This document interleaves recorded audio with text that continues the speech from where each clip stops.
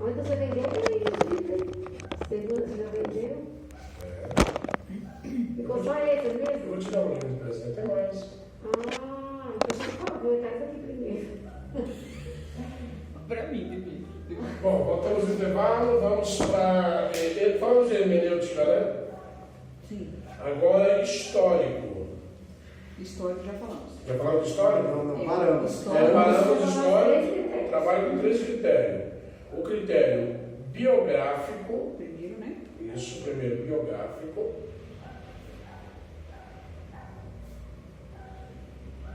Aí na frente vocês escrevem. Isso significa o biográfico, quantas cópias, qual a distância temporal, isso quantas cópias, em relação aos manuscritos, tá? Em relação aos manuscritos, isso aí. Quantas cópias são? Qual a distância temporal de uma cópia para outra? Isso é um critério biográfico, né? Para ver se essa biografia realmente é de quem diz quem é. Tá? Qual a distância? Qual a distância temporal? De uma. Porque, gente, um apologeta é um cara chato. Por exemplo, deixa eu falar uma coisa para você. Eu posso, por exemplo, Lili, eu posso te dar uma nota que nela esteja estampado R$2 e dizer assim, então aqui 10. Eu posso fazer isso? Qual a distância temporal? Então, o que é que faz a apologética? Eu não posso pegar um texto que a Bíblia está dizendo uma coisa e eu dizer outra. Essa é a questão.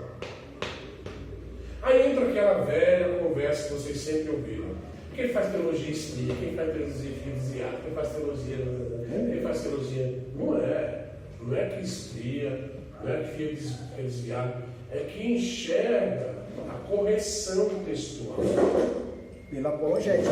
Pela apologética. Na Eu teologia. não posso te dar uma nota de R$2 e dizer assim, Leno, toma aqui 10. Oxe, errou, é truco. Não, você não vai entender de dinheiro, você vai olhar, mas você vai ver que na nota, olha como a informação é falsa. Na nota está 2. Eu estou dizendo que é 10. E como ele vê os historiadores apologéticos assim? É com uma nota de R$2, parece que é de Às 100. vezes eles não têm assim a afirmação daquilo, né? Historiadores. Como que a apologética ela olha? Então, o que acontece? Quando entra nesse pressuposto, você tem as escrituras. De que o historiador está falando? De que ele está dizendo? Tem um relacional com as escrituras? Se tem, as escrituras têm que prevalecer. Se o cara que escreveu um assunto sobre a escritura, se ele tem dúvida sobre aquilo que está escrevendo em relação à escritura, quem tem que prevalecer é a escritura. Tá? Aí a apologética vai te levar para aqui, para a originalidade das escrituras. Entendeu? Vamos para lá. O segundo critério, o interno. Escreva. Segundo. Interno. Significa, se o próprio documento afirma ser a história real. Olha, gente, está vendo aqui? Esse módulo de apologética é do IBAD. Mas eu já vou pegar e sair divulgando. O Guimarães me deu um módulo do IBAD. O próprio documento o quê? Eu preciso ver se o documento está Tem a dizendo. ver com. Se ele está dizendo que é do IBAD, eu preciso ler ele. Né? Por exemplo, vou dar um exemplo. Quando aqui no Brasil diz que tem 42,3 milhões de cristãos, não acredite que são evangélicos, tá? Mistura com católico E espírita. espírita, né? Aí eu corro risco, por exemplo, eu tenho 42,3 milhões de cristãos no país. Tem inúmeras Religião. editoras. Tem editoras evangélicas, né? e tem as leituras espíritas. Eu preciso identificar, a pessoa só me pega qualquer livro para você, esse livro tem uma mensagem de Deus. Eu preciso conhecer. Eu preciso conhecer o documento para afirmar se o próprio documento está de acordo com a sua história real, com aquilo que me disseram que ele é. Isso chama-se critério interno. Ou com aquilo que me Quando a abraça. pessoa diz assim, Jesus disse. Será que disse? Vamos ver se disse. Será que disse mesmo? Tem Aí a um, pessoa se ofende. tem um erro também que as pessoas fazem muito. Eu não sei se a interpretação está na escrita da Bíblia, porque tem muitas versões, mas Jesus, pelo que a gente lê, está escrito, ninguém vem no presente. Tem muita gente que lê, ninguém vai ao Pai senão por mim. Eu já vi muitas vezes falar, ninguém vai ao Pai senão por mim. Jesus falou isso. Qual é a diferença? Né? Tá, ninguém vai, está no futuro. Ninguém vem, está no presente. Tem uma diferença assim.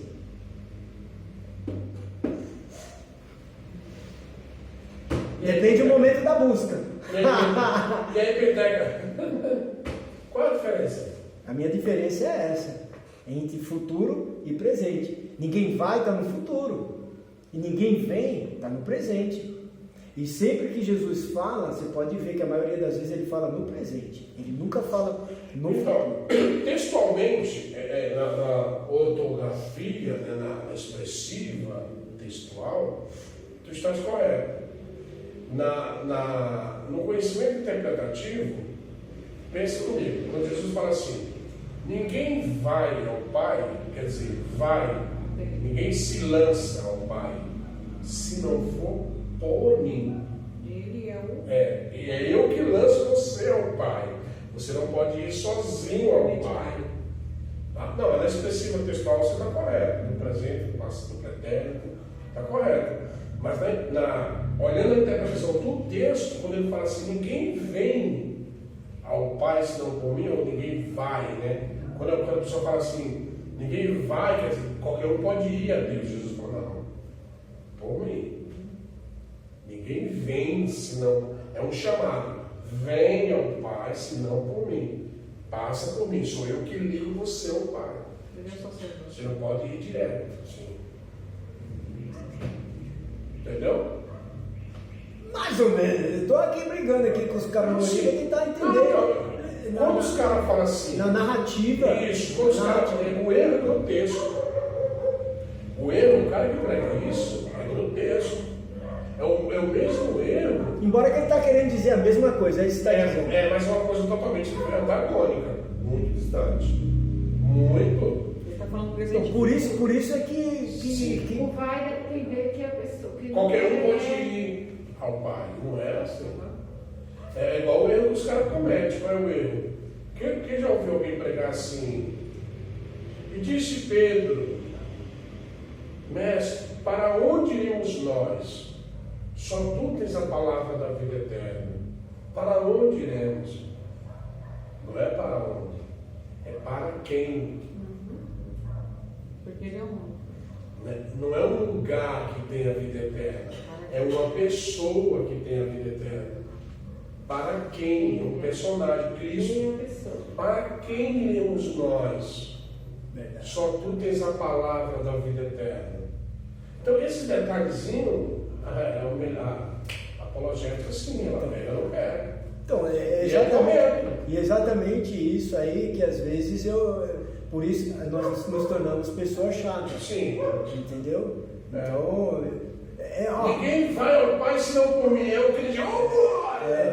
O negócio já. Porque o emocionalismo está tão alto que eles glorificam sem saber que o cara está pregando uma coisa. Que nem o Apesar cara. que o microfone está mutado já. O que fez eu começar a prestar mais atenção nas pregações foi quando o rapazinho lá, abençoado, pregou que Jesus nem foi convidado para o tal casamento onde ele fez o primeiro milagre. Você quer ver outra coisa? Quem já ouviu falar que Jesus estava na praia quando levaram a mulher adulta até ele? E ele escreveu na areia: quem não tem pecado. Ai, meu Deus. Na praia não. Já Já. O Nunca ouviu falar? Já ouviu falar? O Leandro já pregou isso na igreja. Já preguei. Já eu. Se nunca ouviu falar, tem o que é. Não, eu preguei assim. Irmãos, quantas vezes Deus colocou a mão na terra? Escreveu na terra. Deus escreveu na parede. Não sei o que lá, Tekel, Pasquim lá. Daniel. Né? Menê, é um facinho. Isso, né? E aí eu falei, só foram, acho que eu falei, se eu não me engano, eu falei que foi 2 vezes. Uma Deus escreveu na parede, E outra na praia. né? Jesus na praia, e quando escreveu, ainda botei assim, e quando escreveu as pedras para Moisés. Acabei com ele, acabei com tudo. Mas Botei a por que cabeça. falou pra ele? Por que as pessoas falam pra ele? É um erro tradicional. É aquele ministério do papagaio. Um vai falando. Todo mundo vai atrás, né? Ninguém para analisar. Quando você pega João capítulo 8, versículo 1 e 2, vamos entender onde Jesus estava quando levaram a mulher adultera. Está à frente do templo? Dentro. Porque é que nem a ressurreição, 3 dias, 3 noites, né? Que Jesus ficou. Na verdade, não chega a ser o dia inteiro, né? Eles falam 3 dias. Jesus foi. João 8? Ele foi enterrado na sexta noite. Ele ressuscita no terceiro dia, né? Mas eles falam. Então não vira noite, certo? João 8? Às vezes a gente 1 e 2. não prestar atenção e falar que ficou 3 dias, 3 noites. E prega. Então. Aí, por exemplo, Porque na verdade sexta, né, foi sexta passada e domingo de manhã. aí, por exemplo, aí você faz uma correção dessa. Que você está fazendo uma correção. E está certinho, beleza. Você vai falar para uma pessoa, você fala, isso é desnecessário.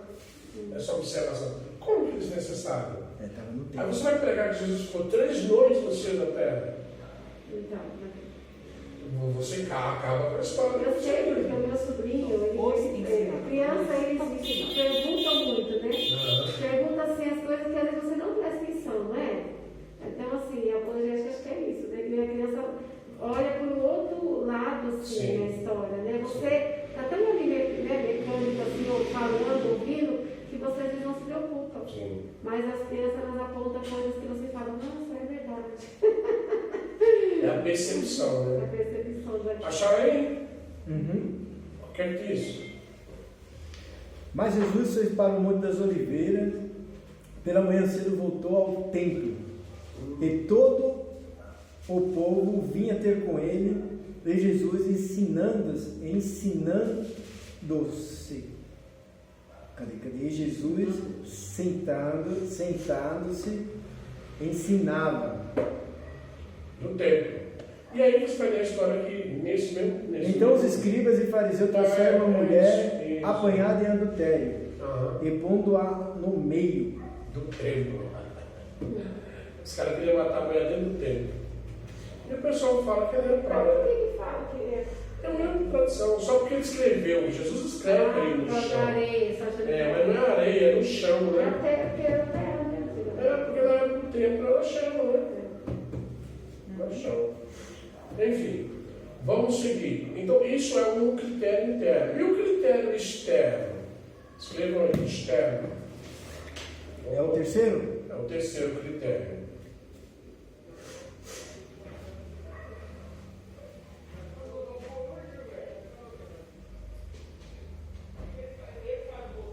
Externo. Busca ajuda na arqueologia. Olha, esse já vai mais aprofundado. Busca ajuda nas ciências, né? Na arqueologia e depoimento dos pais da igreja. Uma coisa, gente, olha, eu sempre bato nessa tecla aqui. Pode-se interpretar uma história? Não. Já vou responder para a gente ganhar tempo. Nos pais ou no pai? Dos pais. Dos pais. Dos pais. Dos pais da igreja. Pode-se interpretar uma história? Não. Por exemplo, estou me formando em história, se Deus permitir, isso vai ser feito. Eu não estou aprendendo a interpretar a história. Da igreja primitiva? Dos pais da igreja. Porque a história não se interpreta. História se lê e se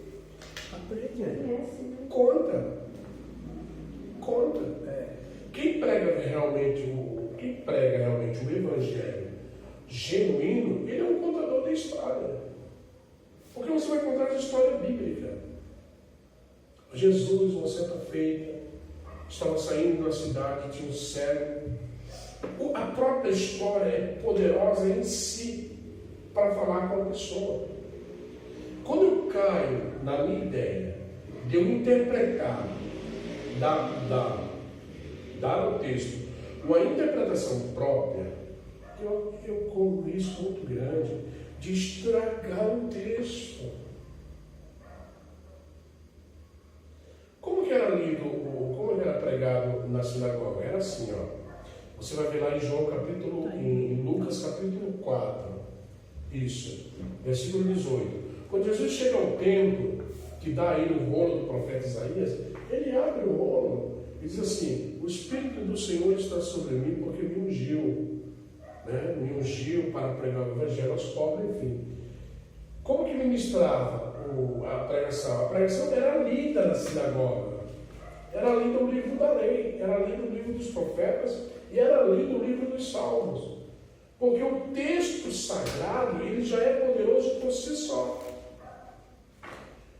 Nós estamos no básico com bibliologia. Qual é a grande diferença? O que trouxe uma complicação em relação ao cotidiano do Evangelho? As interpretações, as correntes interpretativas, que é o histórico literal e que é o histórico espiritual. Ou eu interpreto a Bíblia de forma literal ou de forma espiritual. Se você me perguntar, Guima, para que lado você penderia? Eu, Guimarães, para o lado histórico literal. Porque é só você contar a história da Bíblia. Tudo bem. Por exemplo, Jesus, o que aconteceu ali na ressurreição de Lázaro? Não é? Jesus está lá em... Eu esqueci o nome do lugar que ele está. Que Marta manda um mensageiro, né? João capítulo 11. Ele recebe a mensagem que Lázaro está doente. Com 2 dias o mensageiro chega. Ele fica lá mais 2 dias. Nesses 2 dias. Não é Betânia? Não, Lázaro está em Betânia, né? E Jesus está em outro lugar. Quando o mensageiro chega lá, 2 dias de viagem, não era igual aqui, pegou o ônibus lá. Na viagem, Lázaro morre. Quanto tempo? Então, aí dá para calcular no texto. Dá? Dá. Quando o mensageiro chega, porque o mensageiro chega, ele caminha caminho de 2 dias, quando ele chega para dizer para Jesus que Lázaro está doente, Lázaro já está morto. Jesus fica mais 2 dias, aí dá os 4, para retornar. Quando Jesus retorna, né, quando sai o mensageiro, quando o mensageiro chega, ele fala assim: a Lázaro está muito mal e vai morrer, né? Lázaro, quem toma, está morto.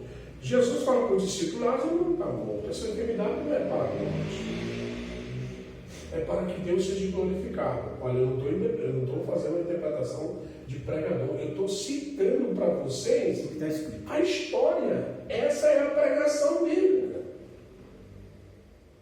Aí Jesus vai, fica mais 2 dias, chega lá em Betânia. Quem foi a primeira pessoa a correr até Jesus? Marta. Se tu estivesse aqui, meu irmão não teria morrido. Beleza, Marta, já te disse, eu sou a ressurreição e a vida. Aquele que está morto, quem crê em mim, que está morto, viverá. Depois vem outra pessoa, Maria. Senhor, se tu estivesse aqui, meu irmão não teria morrido. Se eu sou a ressurreição e a vida, quem crê em mim, ainda que esteja morto, viverá. Eu sei que o meu irmão vai ressuscitar na ressurreição dos últimos dias, né? Eles acreditavam na ressurreição do arrebatamento. Aonde o puseste? Mestre, já chega logo. Jesus chega e faz o quê? Jesus chorou. Aí os espiritualistas, por que ele chorou? esse é o melhor versículo da Bíblia. Aí fala assim, por que ele chorou? Aí começa a interpretabilidade espiritual. O que é que provoca o choro? Não entra por esse caminho. Se a gente entrar por esse caminho, a gente tira a veracidade da Bíblia. Por que Jesus chorou? O texto fala. Lázaro era o que de Jesus? Amigo. Pronto. Já chorou com um amigo, não é? Já chorou com um amigo? Chorei Amigo, com vários amigos. Chorei com vários. Perdi vários amigos na vida.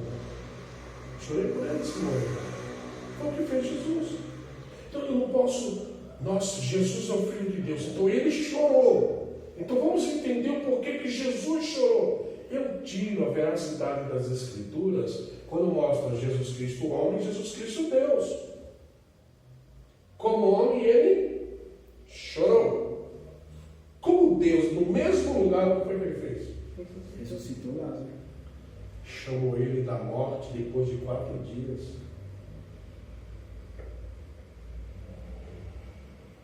Não, glória a ele, que assim mesmo. Ela tirou a máscara ali, eu achei que ia sair um glória. Qual é a moral da história? Uma só. O próprio Cristo fala, não precisa interpretar. Ele diz: quem crer em mim, Mesmo que esteja morto. viverá. Mesmo ou ainda, né? Mas Ainda que esteja morto, viverá. Qual é a Ressurreição. A ressurreição. É acreditar nele até depois da morte. Você tem a esperança de estar com ele. É isso que está dizendo o texto. E como que às vezes as pessoas já começam a... Tira a pedra. A da incredulidade, a da falta de fé, a da irreconciliação, traz o Evangelho para o bem próprio, estraga o Evangelho. A apologeta fala, não é isso que o texto está dizendo. E se for um teólogo, ele reclama também, é apologia. Não. E ela fala que não é com a interpretação própria. Não é para ter interpretação. gente, esse que você está me falando aí me abre um leque, porque eu já vi pregarem sobre a pedra, cara. Então, o que é que tem a ver a pedra? Apesar que ninguém comprou, né? E se for pedra, ó, Olha direitinho. e se for pedra de tropeço, eis que deu tiro da sua vida. Se não gostar, devolve. Vamos lá. Entenderam? Terceiro critério. Dúvida, gente. Se falta conhecimento, por exemplo, de experiência, então vamos na ciência. Aí vamos na história dos pais da igreja. Por isso que a gente não pode trazer novidade no Evangelho. No Evangelho não se traz novidade, se lê história.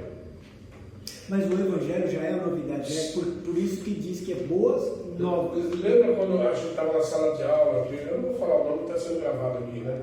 Mas a gente comentou de um pastor aí que tem um ministério de palhaço, fazendo o pessoal rir. Sim. Qual foi a minha crítica que eu fiz na sala, naqueles dias e vou fazer aqui de novo? Os pais da igreja. Se você estudar os pais da igreja, você não vê nenhum dessas palhaçadas. E pregaram o Evangelho. Não precisaram dessas palhaçadas. Pessoas se convertiam. E pessoas se entregaram a Cristo e foram para o céu, gerações e gerações. Homens como Santo Agostinho, Martinho Lutero, John Wesley, Zwingli, Calvino, a seriedade da palavra de Deus. Não tinha métodos para alcançar vidas. Métodos. Não existe fórmulas de evangelismo. Evangelizar é você pregar o Evangelho. Simples e direto. Não existe ninguém com dom de ganhar alma. Não, pregue-se o Evangelho.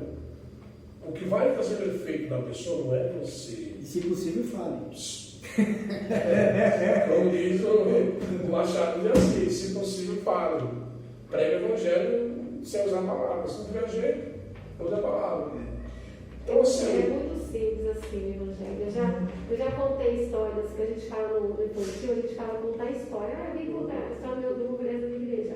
Eu já contei história, assim, para criança, onde adultos vêm chorando, assim. Por quê? Porque você prega do jeito simples de entenderem. E as pessoas às vezes não entendem, às vezes no culto assim, e quando vai no culto infantil, você tem que pregar, porque criança você prega o que está aqui, igual o senhor falou. É Lázaro, é essa história narrada todo dia. Então você não tem que ficar pontuando. Então as pessoas entendem. Aí eu já preguei em vários lugares que as pessoas vinham chorando no final do culto porque entenderam a mensagem. E quando entendem a simplicidade que você está falando, e eu concordo contigo, as pessoas se ofendem e falam assim, é só isso. Mas como no Evangelho é só isso? Então é só isso. É só isso, ela entendeu? É só isso. Não, não tem mais, não tem mais. Não, eu sou rico, o que eu faço no Evangelho? Você é rico, então você entrou no Evangelho, você vai ajudar os mais necessitados.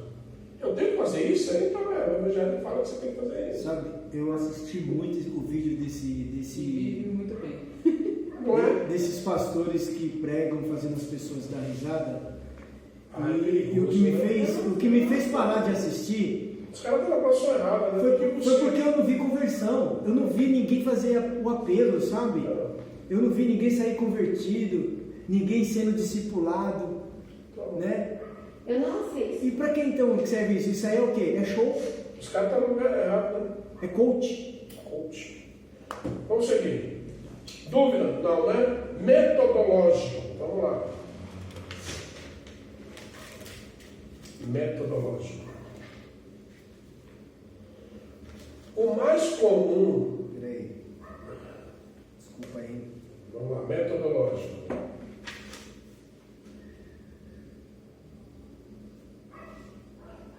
O mais comum é o socrático.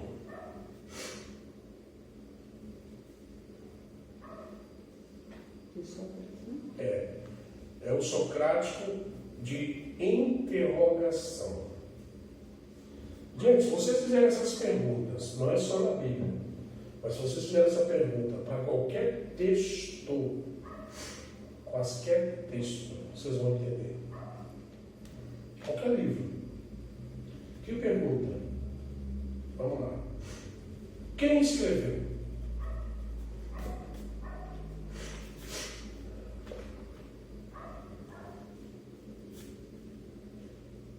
Quando foi escrito?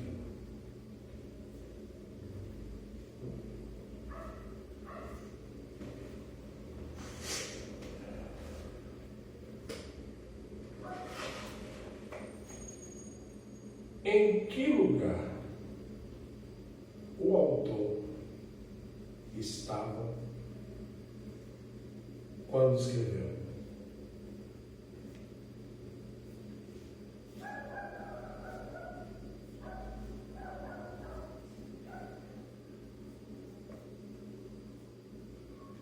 O Guimarães.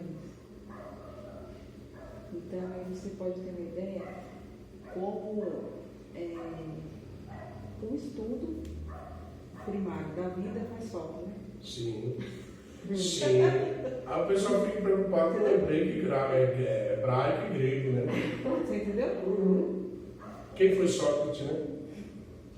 Aí, a última pergunta. Não, a última não, a penúltima. Quando escreveu, né? Quando escreveu. Aí vem mais uma. A quem foi escrito?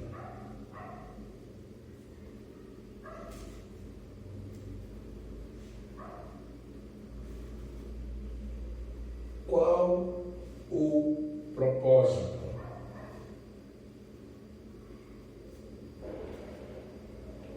Esse é um método socrático, chamado na filosofia de socratiano, tá? Que método? Peguei um texto, peguei um livro, peguei um versículo, peguei um capítulo e vou fazer essa pergunta para o capítulo. Quem escreveu? Quando foi escrito? Em que lugar o autor estava quando escreveu? A quem foi escrito? Qual o propósito? Eu vou ter claro a interpretação do texto. Ou seja, eu vou entender a interpretação do texto. Tá? Segundo, no campo teológico, os métodos conhecidos são, isso aqui é no campo apologético, tá? Agora no campo teológico. Os métodos conhecidos são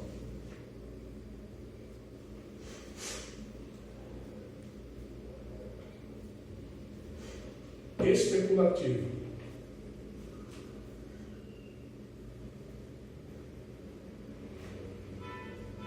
dois pontos, e escrevo na frente aí. A especulação. Especulativo. Isso, dois pontos. Aí escreve, a especulação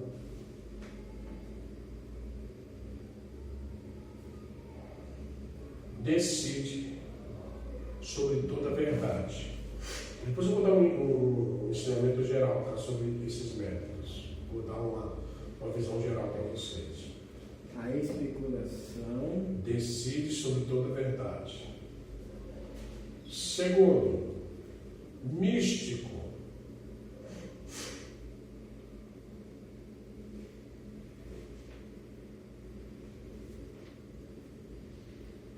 É o estudo conduzido pelas sensações.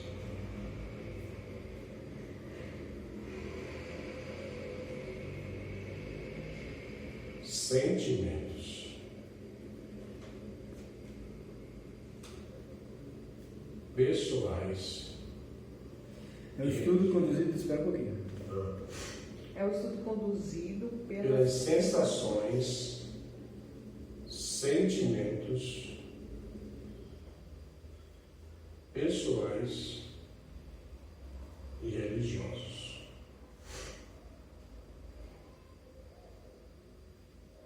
Terceiro, indutivo.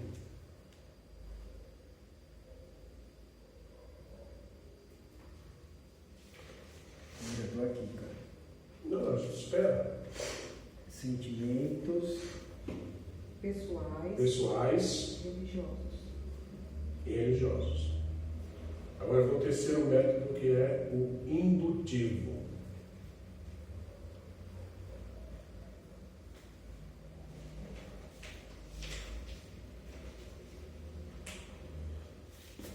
É o raciocínio. sentimento indutivo. Não, religiosos, ponto. Aí você vai lá. Agora é o terceiro método. Terceiro método. É o indutivo. Indutivo. Terceiro. Indutivo. 2 pontos. É o raciocínio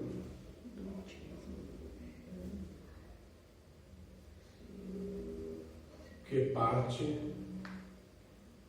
de dados. De dados. Ok? Pergunta: qual o certo? A gente gosta das coisas práticas, né? Qual o método teológico certo? Detalhe: todos requerem uma atenção específica, porque todos são limitados. Pode escrever? Não? Não, isso não. Aqui está no módulo, tá? Tá. Todos esses aqui precisam ter uma atenção específica, porque todos são limitados. Tá? Por exemplo, todos são limitados. Eles podem ser benéficos, como eles podem ser maléficos na intenção da interpretação. Então tem que ter uma limitação ali, um cuidado em qual método que você vai usar em cada entendimento. Por exemplo, o especulativo já está dizendo, de especular, né? Tem que ter muito cuidado para não fazer uma especulação. O místico é a questão da pessoa muito sentimental, né? Deixar o sentimento fazer com que você interprete aquilo, isso é perigoso. E o indutivo, que é a questão